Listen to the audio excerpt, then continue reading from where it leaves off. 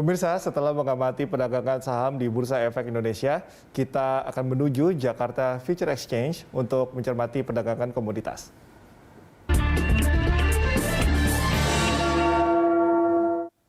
Untuk mengetahui perkembangan di pasar komoditas, kita telah terhubung dengan analis PT Rifan Finansindo Berjangka, Intiani Desti Sunarta. Selamat pagi, halo Mbak Inti. Ya, pagi Mas Cikal. Oke, Mbak Inti, kita langsung ke topik saja. Ini kemarin harga emas dalam tren penguatan ya, meskipun pergerakannya masih bisa dikatakan sempit.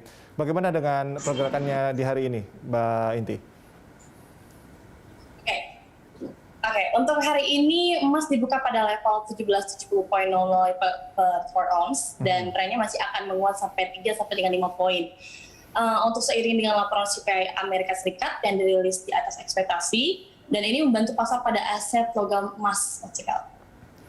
Oke, kalau Bank Dunia sendiri sudah memprediksi ya, pada tahun 2022 emas akan turun. Nah, kalau analisis Anda seperti apa, Mbak Inti? Oke, untuk dilihat tren harga emas akan kembali kepada titik keseimbangan. Seiring dengan melandainya kekhawatiran pasar terhadap kasus COVID, serta pemulihan ekonomi yang perlahan mulai bangkit di beberapa negara, sehingga mendorong kenaikan beberapa nilai tukar mata uang di dunia, kayak gitu. Oke, kita ke inflasi Amerika Serikat. Ini kan sudah meningkat sampai 7% ini, dan ada kekhawatiran bahwa The Fed akan mempercepat menaikkan suku bunga. Bagaimana analisis Anda? Oke. Bisa jadi ini terjadi untuk mengantisipasi penurunannya ekonomi ya, dan anjloknya nilai tukar dolar Amerika Serikat. Kalau saya perkirakan sebelum akhir Desember 2021, The Fed akan menaikkan suku bunga sih kelihatannya. Oke, nah kalau suku bunga AS sendiri naik lebih cepat, maka yield obligasinya juga akan naik juga. Nah, yield obligasi terus naik menekan harga emas atau tidak dengan fakta-fakta seperti itu? Oke, jika yield obligasi naik, otomatis harga emas akan mengalami penurunan. Hanya untuk bulan ini, investor masih diliputi kekhawatiran kasus mutasi Omicron, meski kekhawatiran ini tidak sebesar sama seperti kasus sebelumnya. Oke. Kayak gitu. Oke, kalau untuk pergerakan emas hingga akhir tahun akan seperti apa, Mbak Inti? Untuk akhir tahun, jelang pertemuan The Fed nanti, pasar mulai optimis sehingga membuat harga emas mengalami kenaikan secara perlahan ya. Secara global, harga emas diprediksi akan terdorong sampai dengan sekitar 800. Oke, kita ke CPO. Dalam sepekan terakhir ini CPO naik ya, sampai 3%. Ini untuk hari ini, serta untuk setidaknya pekan ini pergerakannya akan seperti apa?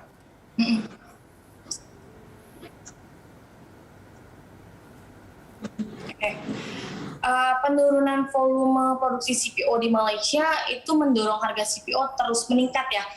Selain itu, kenaikan harga sekarang juga bakal ditentukan oleh menurunnya pasokan CPO di tengah meningkatnya permintaan global atas komoditas tersebut menjelang awal tahun 2022.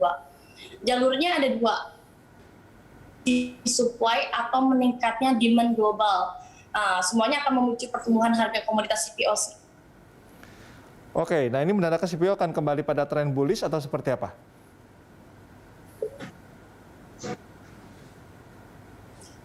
Benar sekali. Jadi, dan momen ini akan berlangsung hingga awal tahun 2022. Saya memprediksikan harga CPO akan meningkat hingga level 1.500 per ton. Oke, mungkin terakhir dari Mbak Inti, untuk komoditas lain seperti kopi dan coklat akan seperti apa analisisnya? Kopi dan coklat, untuk permintaan kopi di dunia tidak tergoyahkan sih sebenarnya meski di masa pandemi kayak gini ya. Namun sayangnya produsen kopi seperti di Brasil mengalami penurunan pasokan biji kopi terbaiknya. Jadi alhasil para pebisnis kopi dihadapkan pada dua pilihan, beralih ke biji kopi yang lebih murah atau menaikkan harga. Nah, cuman pilihan kedua yang lebih banyak diambil. Jadi para produsen terus mendorong harga biji kopi Arabica, terutama hingga mencapai sekitar 4 sampai dengan $5 per pound di pasar, gitu kan. Setelah sebelumnya sempat mengalami kenaikan tertinggi pada Juli 2021 selama 7 tahun terakhir. Kalau untuk kakaonya, tingkat produksi kakao di Afrika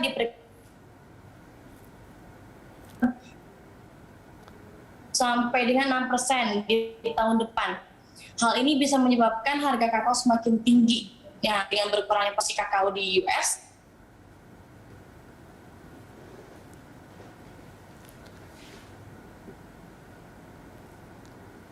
Halo, Mbak Inti. Ya, halo? Oke, untuk kakao tadi sedang dijelaskan, tadi kita mengalami sedikit gangguan teknis, bisa diulang lagi sedikit Mbak Inti? Ya, jadi yang kakao ya? Iya. Oke. Yang kakao sendiri itu tingkat produksi kakao Afrika diperkirakan akan turun 6% ya di tahun depan. Hal ini bisa menyebabkan harga kakao semakin tinggi. Yang dimulai dengan berkurangnya produksi kakao di US akibat COVID-19 ini sepanjang tahun ini.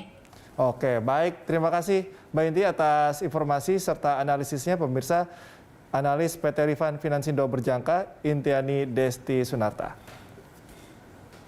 Pemirsa, sampai di sini IDX Opening Bell menemani pagi Anda. Anda bisa mengirimkan informasi dan saran kepada kami lewat email di redaksi @beritaseluruh.tv atau follow kami via Twitter, Facebook, YouTube, dan Instagram. Saya Cika Mutazam, mewakili rekan Rolando Sambuaga serta seluruh kerabat kerja yang bertugas mengucapkan terima kasih atas kebersamaan Anda. Salam sehat, sampai jumpa.